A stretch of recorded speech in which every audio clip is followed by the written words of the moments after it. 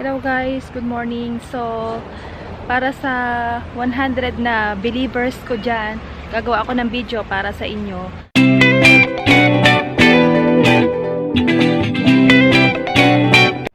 Ano, 2 months na bago natapos ang quarantine dito sa Japan. Kaya ngayon lang ulit kami makakagala ng mga family ko. So, isasama ko kayo.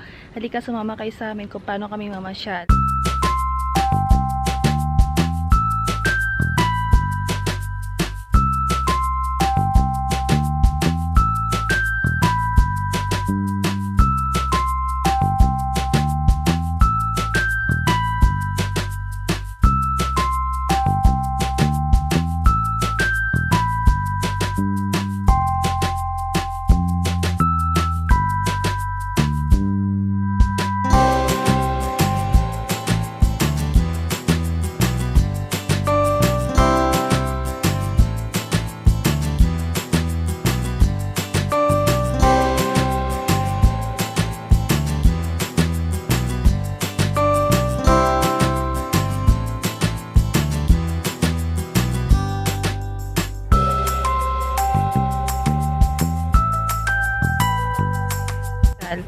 So, unang place natin, yan, ikot ko kayo ha.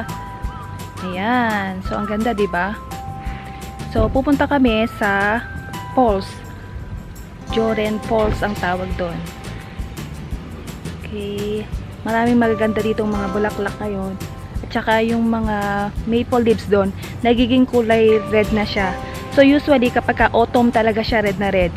Pero siguro dahil bigla nang uminit dito, malamig, tapos biglang uminit, kaya medyo nag-change yung color ng ibang mga ibang mga puno. Kaya titingnan natin. Ito, naglalakad ako papunta doon.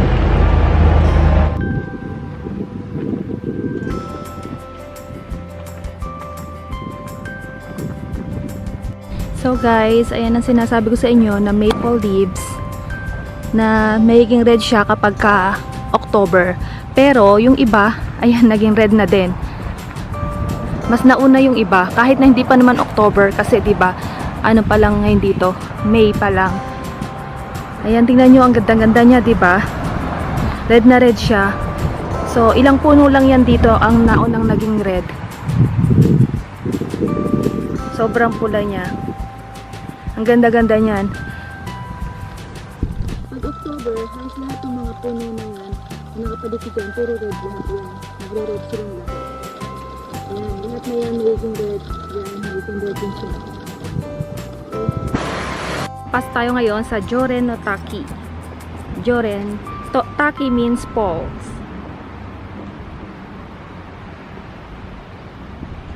Yan. Ayun yung pupuntahan namin na falls. Nakikita na siya dito. Pero, nandito pa kami sa taas. So, kailangan namin na mag-trekking.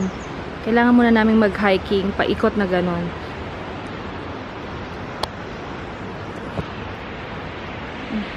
So, ayan, parang exercise na rin namin yan. Usually, nag-exercise kami na ganyan. So, ayan yung daughter ko. Alam niya na mauuhaw siya sa paglalakad, kaya bibili muna siya dito ng drinks bago kami sumabak ng lakaran. Ayan, ayun ang gusto mo. Namili ka na. So, usually dito sa Japan, meron sila mga vending machine kahit saan na ganyan para makakabili ka anywhere. Nabili ka na. Hulog ka na ng pera dyan. Ano bang gusto mo?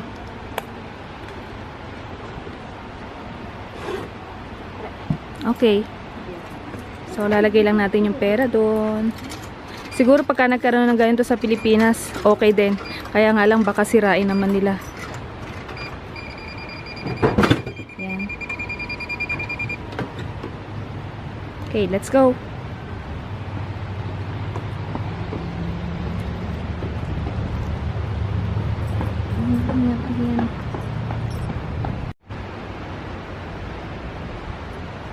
Joren Waterfall. So after ng quarantine, mas mainam na dito na lang kami muna unang pumunta kasi konti yung tao at saka open air pa siya. Malinis, maraming minus iyon kaya parang hindi ka masyadong nagwo-worry na makakakuha ka ng virus kesa pumunta kami sa mall. Pero siguro baka mamaya pumunta rin kami sa mall, pero saglit lang. Ayan si Jade. Jade, be careful!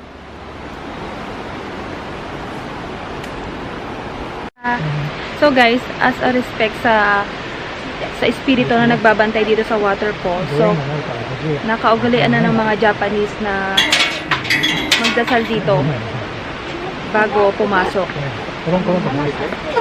Pwede ka rin magbigay ng mga wish mo para matupad. Ayan, nagdadasal na si Jade. Mag-wish ka na, Jade, na sana ay maging healthy ka at hindi tayo magkaroon ng kahit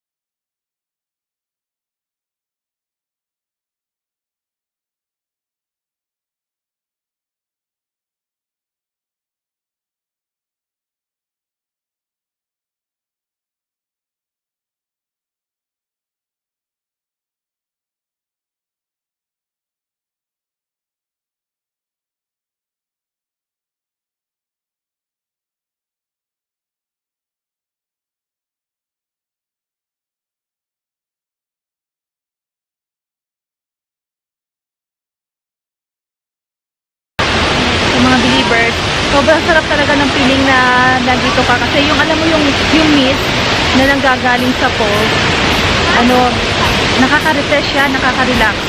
Kaya ang sarap pumunta dito. Gusto namin ito para nakakapagbigay siya ng positive energy sa'yo, matatanggal yung mga negativity, nakakapagbigay ng lakas. Tapos alam mo yung parang ini-inhale mo, parang aninis-linis ng hangin, gano'n. Hindi nyo lang nakikita pero maraming mga mist na nagliliparan. Kasi maganda daw yun kasi halimbawa mayroong virus sa hangin, sa air, tapos may mist na ganyan, makukuha niya, makakatch niya, kaya parang hindi dadami yung virus doon. Kaya maganda pumunta sa mga ganito. So ayun si Jay, tapos ang inom, 3 minutes lang kami naglakad. Ang sasabi mo? Nahihiya siya. Dito sa Japan talaga, kahit saan ka pumunta, lalo na sa mga going province, maraming mga ganitong klase ng mga waterfalls. So maganda yung lugar namin kasi malapit kami sa bundok at saka malapit din kami sa dagat. Kaya may enjoy namin talaga yung mga natural resources dito sa Japan. Kaya marami kami pwedeng pasyalan. Unlike sa city talaga na puro mga department store, mga buildings, mga ganun lang. So dito, pwede pa kami mag-fishing. So 1,500 daw yung bayad sa pera natin, 3,000 yen. Good for 2 hours na yon na pwede kang mangisda kasi may mga isda yata dyan. So pwede kang mangisda. Kaya nga lang, hindi na namin gagawin kasi wala kaming oras ngayon. Kaya hindi na kami mag-fishing. Wala na ko. So ilalapit ko pa kayo doon sa lapit kung ano ang mga makikita natin. So ayan, may harang dito, bawal lang pumasok doon sa loob, kaya pero kung pwede na sana pumasok, ayan, makakapunta ka doon, no? Medyo malalim din siguro doon, no, sa binabagsakan ng water. Sarap-sarap dito, guys, sobrang refreshing niya, hindi mainit, hindi malamig, tapos ang sarap-sarap ng tama ng tubig talaga sa'yo. Alam ko marami sa inyo dyan hindi nakakalabas ng bahay dahil sa quarantine. Kaya eto, ginawa ko tong video na to para kahit paano makapasyal man lang kayo. So, nood lang kayo ha.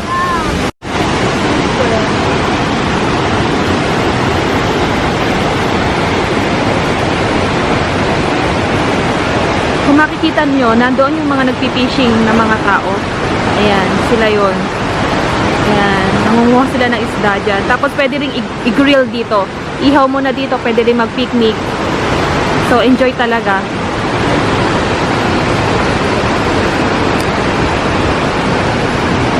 Yung sinasabi ko kayo sa inyo kanina na wasabi, eto siya. Eto yung wasabi. Kailangan daw talaga ng wasabi ay yung malinis na tubig na nanggagaling sa mga falls, sa ilog, ganyan. Kaya tinan nyo, yung tubig na nanggagaling sa falls, connected siya dyan, ano? Kasi kailangan daw talaga ng wasabi na free-flowing water.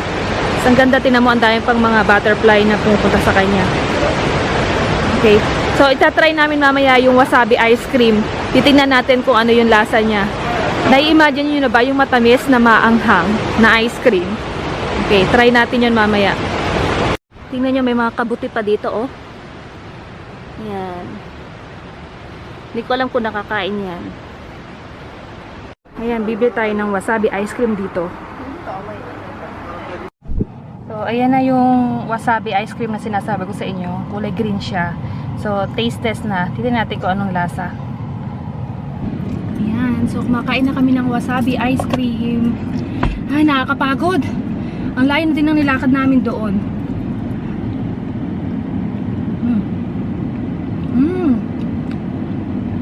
Ang sarap. Ano siya? Hindi siya masyadong matamis na meron siyang konting sipa ng, alam mo yun, yung parang konting anghang. Tapos kasi yung wasabi kasi ibang lasa yung anghang niya eh. Talagang pupunta sa ilong mo. Yun ang lasa niya. Ayan. Sarap. Tapos yung gatas niya sobrang creamy.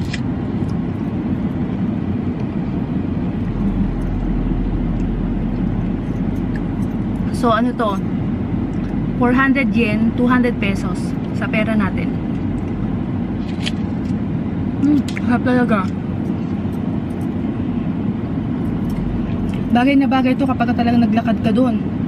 Tapos kakain ka nito.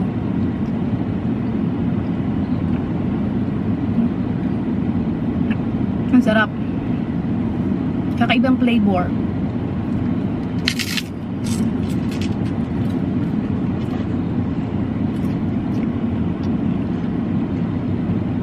PM na rin, kaya kakain na rin kami ng lunch. Pagkatapos nito, pupunta lang kami sa restaurant na kakainan namin. So, andito na kami sa restaurant pagkatapos namin maglakad, kaya napagod kami, kakain muna kami. Ito, kausap ko si nanay. O, laging tumatawag sa akin yan kasi wala silang ginagawa doon at naka-quarantine sila. O, nay, kamustahin mo na yung mga fans mo? Kamustahin mo na sila eh. Kumusta ka dyan? Oh, pinapanood ka nila eh. Yung mga video natin nung nandito ka sa, ano, nung nandito ka sa Japan, nung pinapanood nila. Oh. Yes, oo, ito ko sa amin. Philippines. Walang Philippines. Mamimiss ni nanay yung pagkain namin dito oh, sa, ano, sa yakiniku. Yung mga iniihaw na yun ang kinakain natin dati, mamimiss mo, ano? Oh. Nag-iintay kami ng order namin eh. Sige, hintay lang natin yung order. Hintay lang muna namin. Ayan, dumating na yung order namin. Nandito na kami sa kainan.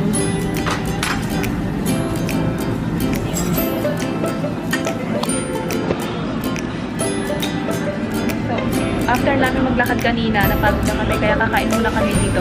Dito kami sa Sanrakute na Yakiniku House. Or, ayan. Ayan, so ayan ang mga in-order natin. May rice, stew, soup,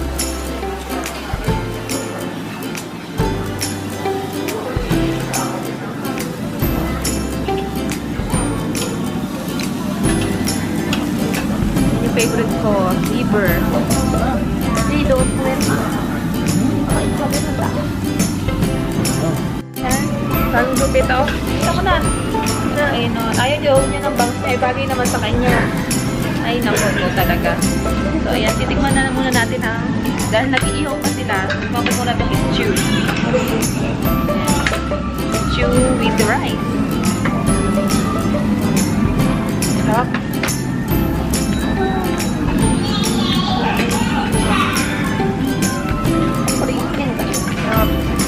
Lambot-lambot ng pig. Sabi lang ng mga pagkain dito. Para na mawala ang sawa mo. Kailangan kakain ka din na kimchi.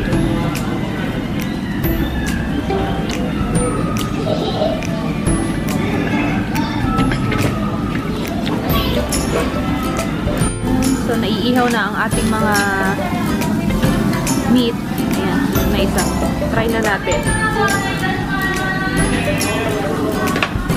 Ayan, so ayan.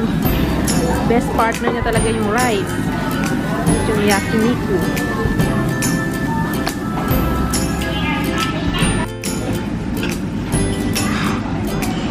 Mana natin.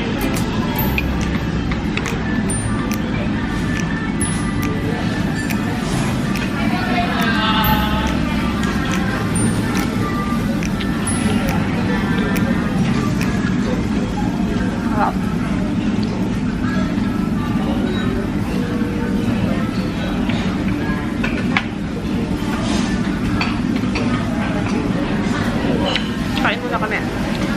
Yan, so time check, alas 5:30 na ng hapon, pauwi na kami. Nakakapagod din maglibot, pero enjoy naman kahit papano. Kasi ngayon lang ulit kami nakapunta sa mall dito dahil nga nag-quarantine. Ayan. Nag-order na lang kami ng Kentucky Fried Chicken pauwi. So sana nag-enjoy kayo sa vlog namin ngayong araw na to. At sana matapos na yung corona para marami pa akong magawang mga travel vlogs para sa inyo. Okay, so thank you.